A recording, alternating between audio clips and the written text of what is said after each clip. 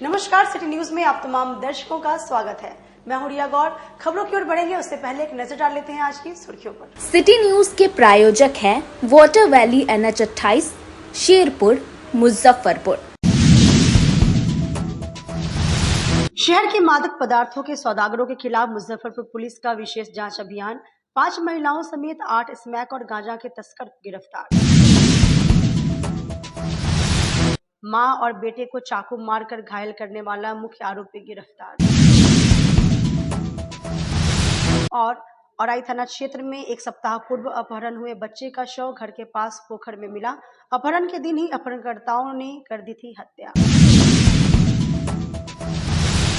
तो ये थे आज की सुर्खियां। अब खबरें विस्तार से। नशे के खिलाफ मुजफ्फरपुर पुलिस ने चलाया विशेष अभियान। अहियापुर और सिकंदरपुर थाना क्षेत्र से 5 महिलाओं समेत 8 तस्कर गिरफ्तार। मुजफ्फरपुर शहर में मादक पदार्थ के सौदागरों के खिलाफ कई जगहों पर पुलिस ने विशेष सर्च अभियान चलाया। इस दौरान 3 युवकों और 5 महिलाओं को हिरासत में लिया गया। सघन जांच अभियान के दौरान नशेड़ियों में हड़कंप मचा रहा। पुलिस को देखते ही नशेड़ी इधर उधर भागने लगे।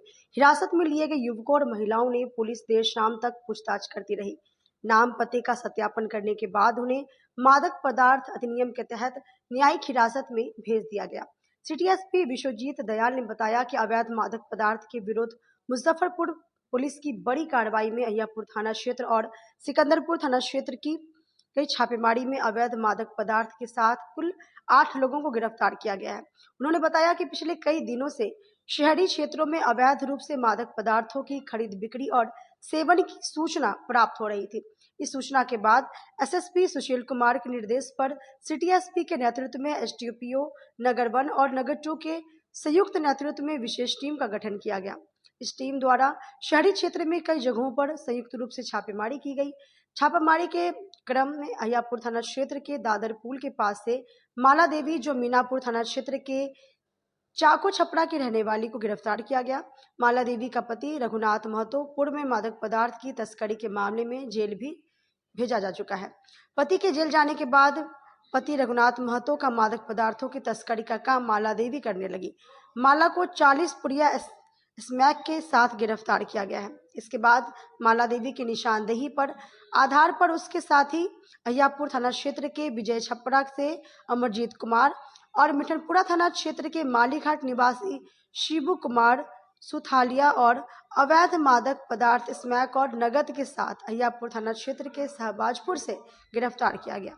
इन तीनों के विरुद्ध अहियापुर थाना कांड संख्या 601/25 दर्ज किया गया है। वहीं सिकंदरपुर थाना क्षेत्र के अखाड़ा घाट झील के पास से राधा देवी और सुशीला देवी को भी अखाड़ा घाट सिकंदरपुर से बच्ची देवी, राजवती देवी और विनोद कुमार को अवैध मादक पदार्थ स्मैक और गांजा के साथ गिरफ्तार किया गया है। इन 5 के खिलाफ सिकंदरपुर थाना कांड संख्या 65/25 दर्ज कर मादक पदार्थ अधिनियम के तहत न्यायिक हिरासत में भेज दिया गया है। इन 8 नशे के सौदागरों के पास से 123 पुड़िया स्मैक, 2900 रुपये नगद, 9 पुड़िया गांजा बरामद हुआ है। मुजफ्फरपुर पुलिस का अवैध मादक पदार्थों के विरुद्ध अभियान जारी है। उसी के क्रम में वरीय पुलिस अधीक्षक मुजफ्फरपुर के निर्देशन में कल बड़ी सफलता मिली है। एक महिला जो मादक पदार्थ की तस्कर है, उसे 40 पुड़िया स्मैक के साथ गिरफ्तार किया गया अहियापुर थाना क्षेत्र से, और उसकी के कन्फेशन पर, स्वीकारोक्ति बयान पर पुनः 2 और लोगों को मादक पदार्थ के साथ हिरासत में लिया गया। नगर थाना क्षेत्र में भी कल अभियान चलाया गया, जिसमें 4 महिलाओं के साथ 5 लोगों को गिरफ्तार किया गया है और उनके पास भी मादक पदार्थ बरामद किया गया है। कुल 123 पुड़िया स्मैक बरामद हुआ है, 9 पुड़िया गांजा बरामद हुआ है, और जो ये इस तस्करी से जो पैसे हैं तो करीब 2900 रुपये भी इनके पास से बरामद किया गया है। इसमें से किसी जी टोटल कितनी टोटल 8 गिरफ्तारियां हुई है। इसमें 4 महिलाएं हैं, 5 महिलाएं हैं। और इसमें जो गिरफ्तारी हुई है उसमें महिला का पति जो है वो पहले भी जो मीनापुर थाना क्षेत्र का वो पहले भी ऐसे ही कांड में जेल गया हुआ है। इसका मतलब है कि वो हैबिचुअल एक ऑफेंडर है।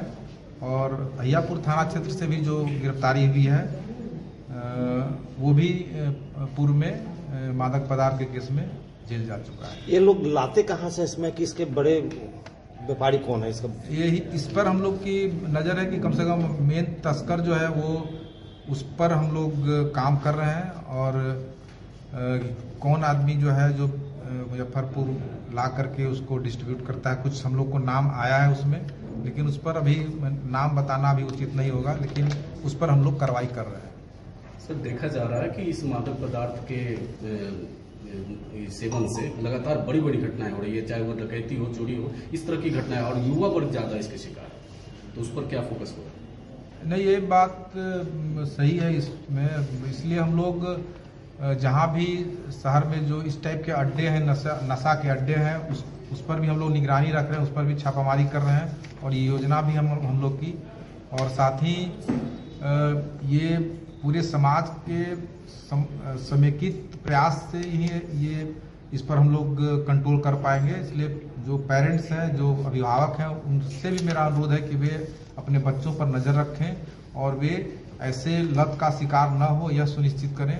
और यदि ऐसे कोई मामला प्रकाश में आता है या ऐसा कोई जगह आपके संज्ञान में आता है तो उसकी सूचना जरूर हम लोग को गुप्त रूप से दें, हमको उस पर कार्रवाई करेंगे। सिकंदरपुर अंबेडकर नगर में युवक ने घर में घुसकर मां और बेटा को मारा चाकू। नाजुक स्थिति में अस्पताल में चल रहा है इलाज। 5 घंटे में ही पुलिस ने पकड़ा आरोपी युवक को। मुजफ्फरपुर जिले के सिकंदरपुर थाना क्षेत्र के वार्ड नंबर 13 अंबेडकर नगर में घर में घुसकर सोनू और उसकी मां को चाकू से हमला कर घायल करने वाले मुख्य आरोपी चंदन पासवान उर्फ चंदन कुमार को पुलिस ने गिरफ्तार कर लिया है। सोनू का नाजुक स्थिति में निजी अस्पताल में इलाज चल रहा है, वहीं उसकी मां भी अस्पताल में भर्ती है। होली के दिन हुए विवाद को लेकर आपस में रविवार की देर रात सोनू और चंदन में बहस हो गई। इसके बाद चंदन ने सोनू पर चाकू से हमला कर दिया। सोनू को बचाने आई उसकी मां को भी चाकू मारकर घायल कर दिया और फरार हो गया। चाकूबाजी की सूचना पर पहुंची पुलिस मामले की छानबीन में जुट गई है। आपको बता दें कि रविवार की रात डीएसपी टाउन 1 सीमा देवी के द्वारा शहर के कई थाना क्षेत्रों में स्मैक कारोबारियों के खिलाफ छापेमारी अभियान चलाया गया। आधा दर्जन संदिग्धों को हिरासत में भी लिया गया। इसी क्रम में अंबेडकर नगर में भी छापेमारी की गई। गिरफ्तार युवक का पिता पुतुल पासवान पूर्व में नशे के कारोबार में जेल जा चुका है, जिसे लेकर पुलिस के जाने के बाद आरोपी युवक चंदन सोनू के घर पहुंच गया। उस पर छापेमारी करवाने का आरोप लगाया। दोनों के बीच बहस शुरू हो गई। इसी बीच आरोपी युवक चंदन चाकू निकाला और सोनू पर हमला कर दिया। उसके पेट में कई बार चाकू से हमला किया, जिस कारण वो जख्मी होकर जमीन पर गिर गया। बीच बचाव करने आई मां पर भी आरोपी युवक चंदन हमला कर दिया। चाकू उसके हाथ में लगा। मौके पर भीड़ जुटने लगी। मौका देखकर आरोपी चंदन वहां से फरार हो गया। इसके बाद स्थानीय लोगों के द्वारा सोनू और उसकी मां को इलाज के लिए एक निजी अस्पताल में भर्ती करवाया गया है। सोनू का नाजुक स्थिति में अस्पताल में इलाज चल रहा है। एसडीपीओ टाउन 1 सीमा देवी ने बताया कि सोनू और आरोपी चंदन के बीच होली के दिन भी विवाद हुआ था। चंदन नशे की हालत में सोनू के घर के बाहर हंगामा कर रहा था। इसको लेकर थाना में शिकायत भी की गई थी, जिस कारण आरोपी चंदन सोनू से नाराज रहता था। इसी बीच रविवार की रात चंदन ने सोनू और उसकी मां पर हमला कर दिया। पूरे मामले पर डीएसपी टाउन 1 सीमा देवी ने बताया कि सिकंदरपुर थाना क्षेत्र में चाकूबाजी की घटना में घायल युवक और उसकी मां को इलाज के लिए अस्पताल में भर्ती करवाया गया है। दोनों का इलाज चल रहा है। आरोपी युवक को गिरफ्तार कर लिया गया है। उसके पास से चाकू और खून से सना कपड़ा भी बरामद हो गया है। होली के दिन भी दोनों के बीच विवाद हुआ था। परिजन को आवेदन देने के लिए बोला गया है। मामले की जांच चल रही है। घटना में शामिल अन्य आरोपियों की तलाश में पुलिस छापेमारी कर रही है। जल्द ही उन्हें भी गिरफ्तार कर लिया जाएगा। कल दिनांक 27 अप्रैल 2025 को सिकंदरपुर थाना को सूचना मिली कि मोहल्ले में ही आपस में लड़ाई झगड़े में ही एक महिला और उसके बेटे को चाकू मार के जख्मी कर दिया गया है। तो थाने की पुलिस तत्काल मौके पर पहुंची और क्योंकि घायलों की स्थिति बहुत गंभीर थी तो उनको अस्पताल में भर्ती कराया गया, जहां पर उनका बाद में बयान लेकर हमने प्राथमिकी दर्ज करते हुए इसके प्राथमिकी अभियुक्त जो कि चंदन पासवान और चंदन कुमार पिता पुतुल पासवान अंबेडकर नगर वार्ड नंबर 13 और सिकंदरपुर के निवासी हैं, जो कि वादिनी है उसके पड़ोसी ही हैं। इनकी पहले होली में कुछ लड़ाई झगड़ा हुआ, वाद विवाद था किसी गाली गलौज को लेके, उसी के मद्देनजर ये उनके घर पर गए हैं। अभियुक्त के द्वारा वादिनी के घर पे ही हमला किया गया है और उस जो वादिनी है उनका नाम पूनम देवी, पति उत्तम सैनी है और पुत्र जो गुलशन कुमार है वो थोड़ा सा सीरियस रूप से घायल है, उनका पेट वेट कट गया है तो उनका इलाज अभी चल रहा है। तो हमने पहले अभियुक्त को गिरफ्तार कर उसकी निशानदेही पे फिर हमने जो घटना में प्रयुक्त चाकू है उसको जब्त किया और आज इनको न्यायिक हिरासत में भेजा जा रहा है। इसका कुछ अपराधी की फीस? अब इनका नहीं है, इनके पिता एक बार एनडीपीएस केस में गए हैं जेल, इनका ये पहली बार जा रहा है। घर में घुस कर मारा है। कारण था कि होली पे में आपस में कुछ वाद विवाद गाली गलौज हुआ था, उसी को लेके केस वगैरह करना चाह रहे थे, तो उसके एवज में कि वो केस ना करे उन पे दबाव बनाने के लिए ये कल फिर उन्होंने उनके घर पे अटैक किया। ये अकेले गए थे? इसका कहना है कि 2-3 लोग गए थे, लेकिन उसकी सत्यता भी हम जांच करेंगे। मुजफ्फरपुर जिले के औराई थाना क्षेत्र के सरहचिया गांव में पोखर किनारे मिला एक सप्ताह पहले अपहरण बच्चे का शव। मुजफ्फरपुर जिले के औराई थाना क्षेत्र के सरहचिया गांव में शंभू सहनी के 5 वर्षीय पुत्र अमन कुमार 23 मार्च को पड़ोस के घर से भोज खाकर घर लौट रहा था। इसी दौरान बाइक सवार 2 युवकों के द्वारा अमन का अपहरण कर लिया गया। अमन के चिल्लाने पर ग्रामीणों ने उन दोनों को खदेड़ा लेकिन पकड़ नहीं पाए, जिसके बाद अमन के पिता शंभू सहनी ने औराई थाना में अपहरण का आवेदन दिया। आवेदन में शंभू का कहना था कि किशोर सहनी, सुनील सहनी, जगन्नाथ सहनी और गिरीश सहनी ने अमन का अपहरण करवाया है। इन लोगों के द्वारा पहले भी धमकी दिया गया था। पुलिस आवेदन के आधार पर छानबीन कर रही है। इसी बीच सोमवार की सुबह घर के समीप के पोखर के किनारे से अमन का शव बरामद हुआ। मामले की जानकारी परिजन और पुलिस को दी गई। सूचना मिलने के बाद पुलिस और परिजन मौके पर पहुंचे। शव को देखते ही परिजन में चित्कार मच गई। पुलिस शव को कब्जे में लेकर पोस्टमार्टम के लिए भेज दी है। साथ ही एफएसएल की टीम को भी मौके पर बुलाया गया है। टीम ने मौके से कई साक्ष्य एकत्रित किया है। पुलिस मामले की जांच में जुटी हुई है। पूरे मामले को लेकर ग्रामीण एसपी विद्यासागर ने बताया कि औराई में एक सप्ताह पहले एक बच्चे का अपहरण हो गया था, जिसकी जांच चल रही थी। बच्चे के घर से 200 मीटर की दूरी पर एक पोखर के पास उसका शव मिला है। प्रथम दृष्टया ऐसा प्रतीत हो रहा है कि जिस दिन बच्चे का अपहरण हुआ उसी दिन उसकी हत्या कर शव को फेंक दिया गया था। बच्चे के पिता ने जो प्राथमिकी दर्ज करवाया था उसमें उनका कहना था कि चचेरे भाई के यहाँ भोज खाने गया था। सभी बिंदुओं पर जांच चल रही है। मौके पर एफएसएल की टीम को भेजा गया है। शव को पोस्टमार्टम के लिए भेज दिया गया है। करीब आज से 7-8 दिन पहले, एक सप्ताह पहले उसके अपहरण की घटना, इसके निमित्त एक प्राथमिकी दर्ज की गई थी, अनुसंधान किया जा रहा था। तब तक आज सवेरे लड़का है उसके घर से मात्र 200 मीटर की दूरी पर पोखर के बगल में उसका डेड बॉडी प्राप्त हुआ है। प्रथम दृष्टया ये लग रहा है कि जिस दिन अपहरण हुआ था उसी दिन ही वहां पर उसके डेड बॉडी को रख दिया गया था, क्योंकि उसको देखने से एफएसएल की टीम भी गई है। उसको देखने मात्र से ऐसा लग रहा है कि उसी दिन उसको मार के फेंक दिया गया था।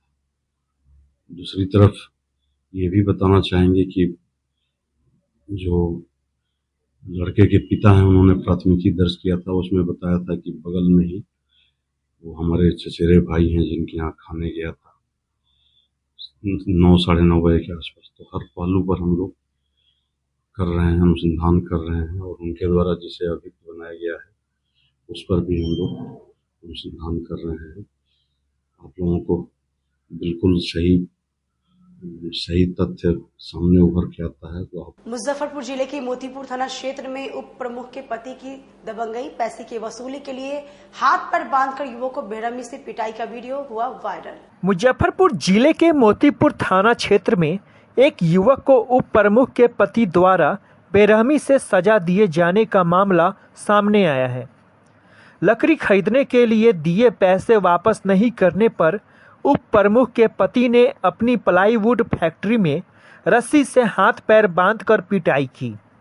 गंभीर हालत में पीड़ित युवक को अस्पताल में भर्ती कराया गया है, जहां वह अभी इलाजरत है। पूरी घटना का वीडियो अब सोशल मीडिया पर तेजी से वायरल हो रहा है। वायरल वीडियो में युवक के दोनों हाथ और पैर को खंभे से बांध दिया गया है। लकड़ी के एक टुकड़े पर खड़ा करके उसकी पिटाई की जा रही है। हालांकि इस वीडियो को सिटी न्यूज़ पुष्टि नहीं करता है। वीडियो में युवक से रुपयों को लेकर बात की जा रही है। वह थोड़ा वक्त मांगता दिख रहा है। पूरे मामले को लेकर ग्रामीण एसपी विद्यासागर का कहना है कि मामला संज्ञान में आया है। वीडियो की जांच की जा रही है। जल्द ही आरोपित की गिरफ्तार कर लिया जाएगा।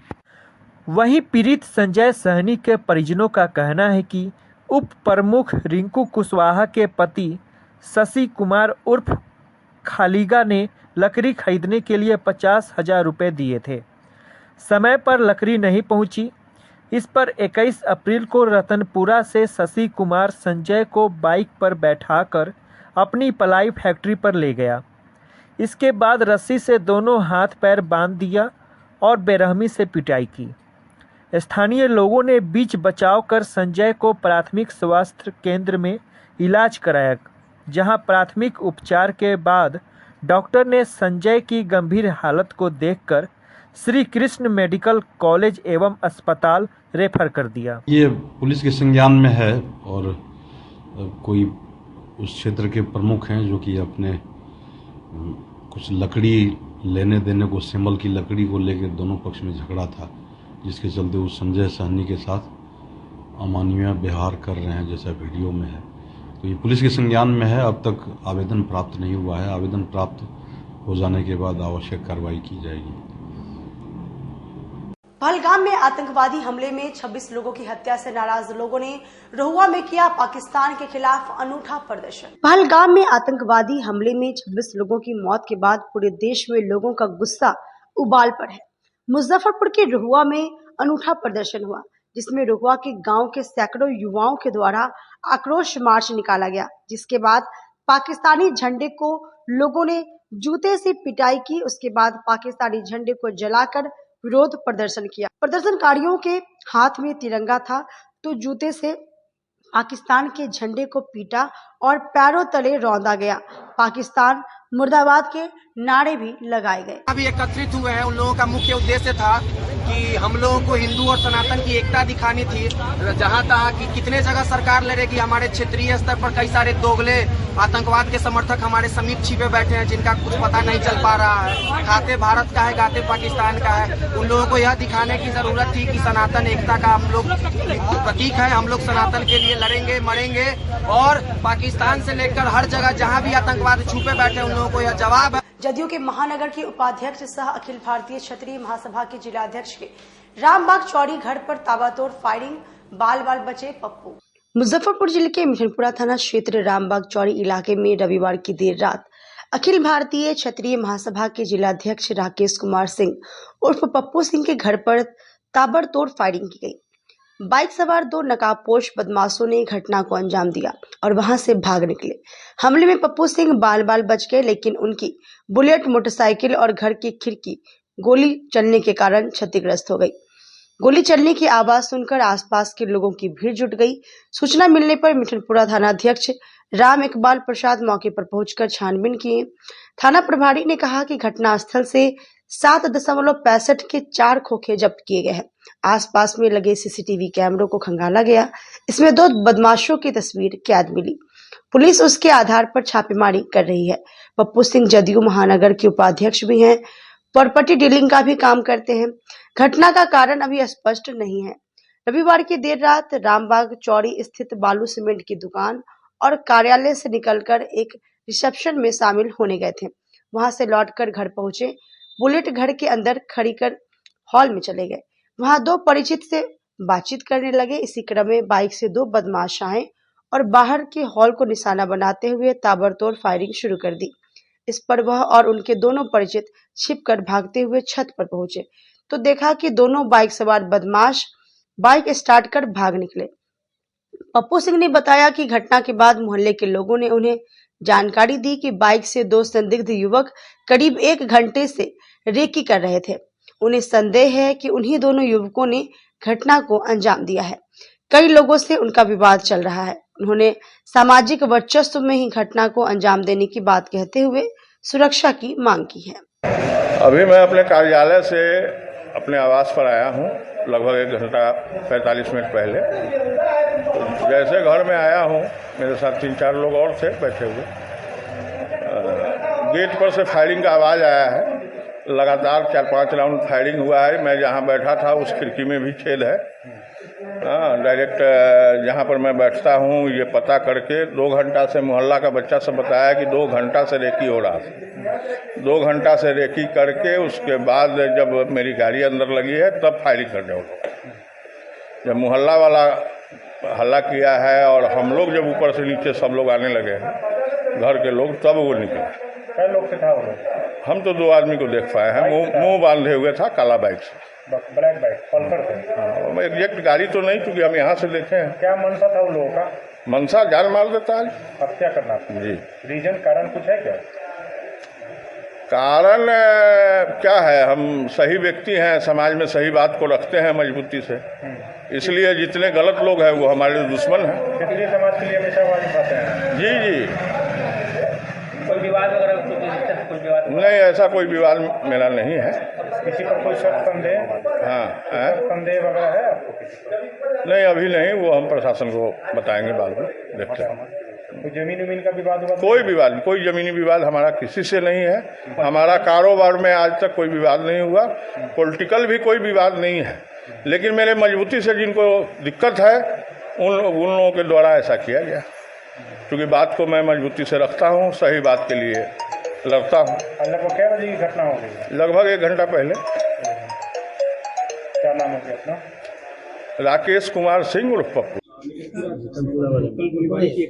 मिठनपुरा में पप्पू सिंह नामक व्यक्ति हैं, उनके घर में 4 राउंड फायरिंग की सूचना मिली थी, जिसके बाद मिठनपुरा थाना की टीम गई और वहां पर उसकी सत्यता की गई। तो उसमें से हमें 4 खोखा घटनास्थल से प्राप्त हुए हैं और एक खिड़की को क्रॉस किए, एक बुलेट में लगी है, जो गोली लगी है। तो 4 खोखा की हम पुष्टि कर रहे हैं और उसके लिए हमारी टीम लगातार अभी सीसीटीवी फुटेज वगैरह खंगाल रही है। कुछ 1-2 शक में है, पूछताछ चल रही है, तो शीघ्र हम इसका उद्भेदन करेंगे।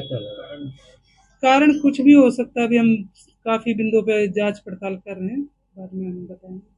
वक्त हो चला छोटे से ब्रेक का, लेते हैं छोटा सा ब्रेक। तब तक आप बने रहिए हमारे साथ, देखते रहिए सिटी न्यूज मुजफ्फरपुर।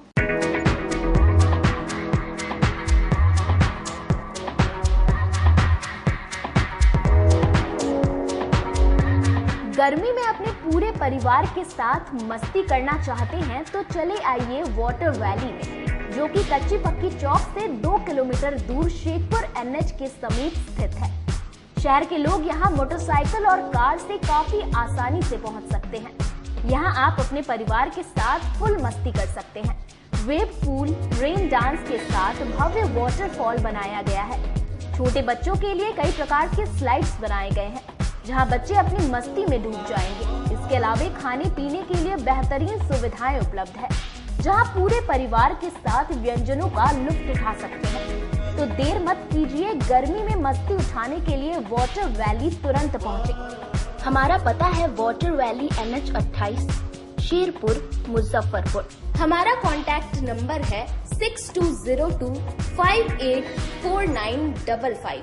चाहे आपका पर्सनल स्पेस हो या corporate office, Marbonite full body vitrified tiles हर कोने को अपनी खूबसूरती से सजाता है। इस पर पड़ने वाले हर कदम को मिलती है एक ताकत, जो देती है आगे बढ़ने का विश्वास। जॉनसन टाइल्स का उत्तर बिहार का सबसे बड़ा शोरूम साई कृपा ट्रेडर्स द्वारा जल्द मुजफ्फरपुर जिले के सकरी सरैया डुमरी रोड में खुलने जा रही है। जल्द आ रहा है आपके शहर में। जल्द ही उद्घाटन की तारीख की घोषणा होगी। मार्बोनाइट विट्रीफाइड टाइल्स बाय जॉनसन। हम पढ़ाई के साथ साथ बच्चों में विश्वास जगाते हैं। Christ Jyoti international school based on CBSE curriculum with को-एजुकेशन। नर्सरी से +2 के छात्रों के लिए प्रत्येक विषयों के लिए अनुभवी शिक्षकों का समूह है। 5 एकड़ में फैला यह स्कूल बच्चों के बेहतर भविष्य बनाने में सक्षम है। अत्याधुनिक साइंस और कंप्यूटर लैब के साथ स्कूल को बेस्ट डिसिप्लिन का अवार्ड भी मिल चुका है। पढ़ाई के साथ छात्रों की शारीरिक क्षमता बढ़ाने के लिए विभिन्न खेलों का विशेष प्रशिक्षण भी दिया जाता है। नर्सरी से +2 तक के लिए नामांकन प्रारंभ है। हमारा पता है Christ Jyoti international school, Dharmoday Sthali, Madhopur, Rusta, Muzaffarpur. Contact us on 947122108352664757। मैं प्रिंसिपल क्राइस्ट ज्योति कृतिका मृणालिनी अपने बच्चों के बारे में, अपने स्कूल के भविष्य के बारे में बेहतर निगरानी रखती हूँ।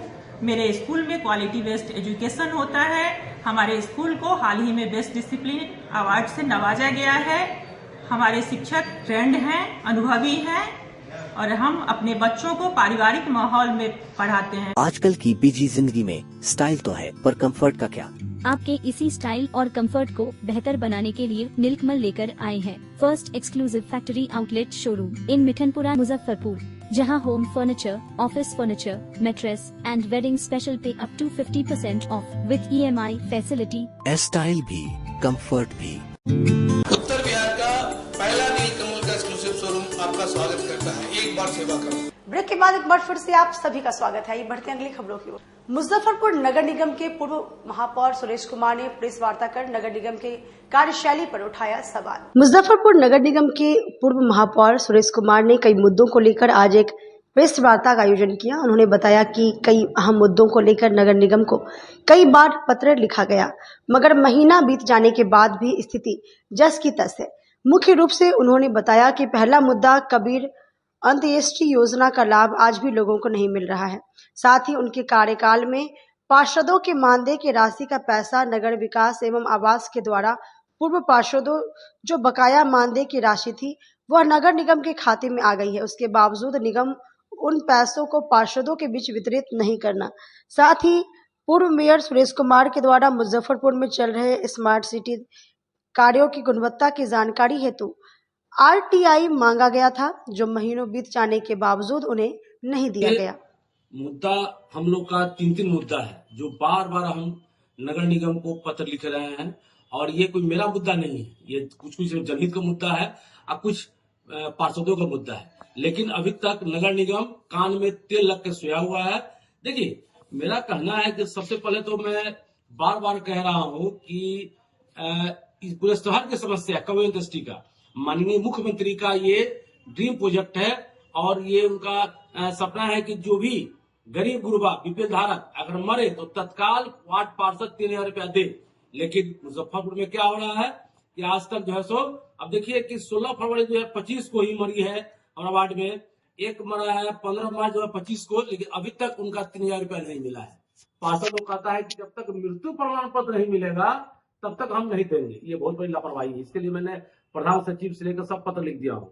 दूसरा है कि ये माननीय पूर्व पार्षद लोग जो थे, जो हम लोग कार्यकाल पार्षद लोग थे, आज अभी नगर निगम में जितने पार्षद साहब के मानदेय बढ़ाने का ये भत्ता बढ़ाने का बात हो रही है, लेकिन पुराने पार्षदों का जो पैसा नगर निगम बाकी है, इसके लिए जाता हूँ RTI से मांगे भी थे नगर निगम से, RTI से जवाब भी आया यहाँ कुछ महीना का पैसा बाकी है, लेकिन पैसा और पटना गए हैं तो मालूम है कि वहां से पटना से पैसा रिलीज कर दिया गया है। हम लोगों ने बहुत प्रयास किया है, लेकिन नगर निगम जो है सो पैसा पार्षदों को नहीं दे रहा है। तीसरा सबसे बड़ा मुद्दा ये है कि हमने नगर आयुक्त महोदय को 19/3/2025 को, मैंने अभी से 1.5 से 2 महीना पहले RTI से लिखा था कि भाई मुजफ्फरपुर में जो स्मार्ट सिटी काम हो रहा है और आपके द्वारा उस पर फाइन किया जाता है, जो फाइन करता है तो क्या नगर निगम के खाते में आ रहा है कि नहीं आ रहा है, कि क्या किसी के पॉकेट में जा रहा है, इसके लिए मैंने RTI मांगा था और नगर निगम 1.5 से 2 महीना होने जा रहा है, अभी तक जवाब न दिया, जबकि माननीय मुख्यमंत्री का स्पष्ट आदेश है कि कोई भी RTI करेगा तो 15 दिन में जवाब देना है। मैं तीनों को पत्र लेकर मैं पटना नगर विकास में जा रहा हूं और वहीं से मैंने सोचा है कि वहीं पर जाकर मैं नगर विकास मंत्री को मैं कहूंगा कि ऐसे समस्या है, लगभग ये 6 महीना चल रहा है नगर निगम, और नगर निगम में कोई काम 6 महीने से नहीं हो रहा है। जर्जर सड़क, बजबजाते नाले, कहने को भगवानपुर भगवान ही मालिक है। रेलवे ओवरब्रिज के नीचे दोनों तरफ सड़क किनारे बनी दुकानें और बसा मोहल्ला भगवानपुर को शहर का पश्चिमी प्रवेश द्वार माना जाता है। उबड़ खाबड़, संकरी और अतिक्रमित सड़कें इसकी पहचान बन गई है। बजबजाते नालों और सालों भर सड़क पर जल जमाव से त्रस्त स्थानीय लोगों का कहना है कि इस इलाके का भगवान ही मालिक है। दुर्घटनाएं यहां आम बात हो गई है। सोमवार को एक टोटो पर सवार लोग यादव नगर जा रहे थे। इसी दौरान जर्जर सड़क के कारण टोटो पलट गया। स्थानीय लोगों ने टोटो सवार लोगों को बाहर निकाल निजी डॉक्टर से इलाज करवाया।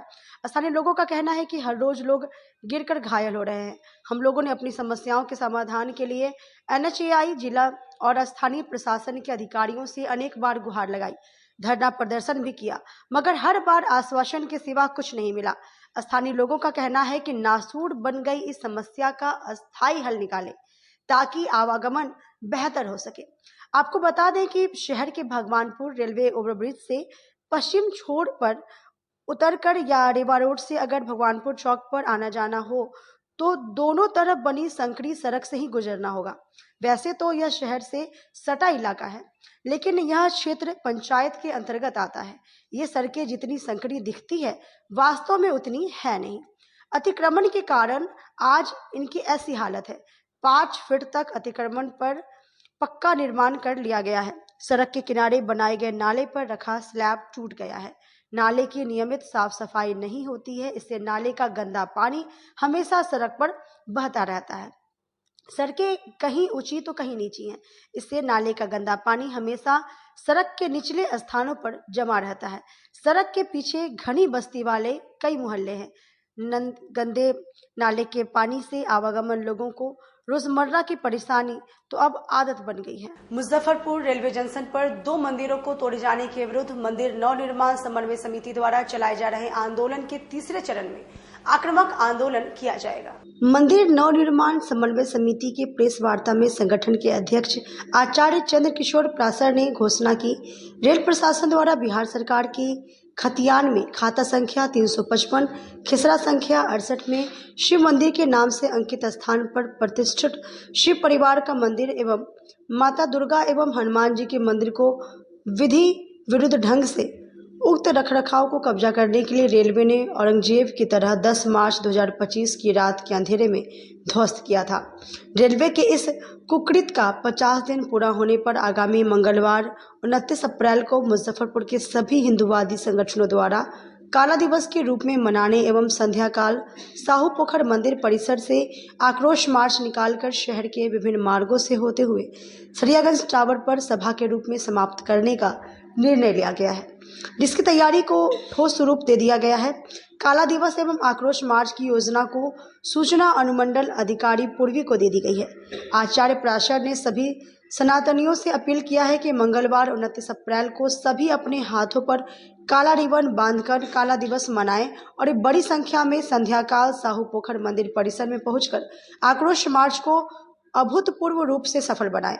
आचार्य प्रासर ने प्रेस वार्ता में घोषणा की है कि जब तक हमारा मंदिर वापस नहीं मिलेगा, देवी देवताओं का विग्रह हमें वापस नहीं किया जाएगा, तब तक अखंड रूप में हमारा यह आंदोलन चलता रहेगा और कल के काला दिवस के रूप में हमारे आंदोलन का तीसरा चरण प्रारंभ हो रहा है।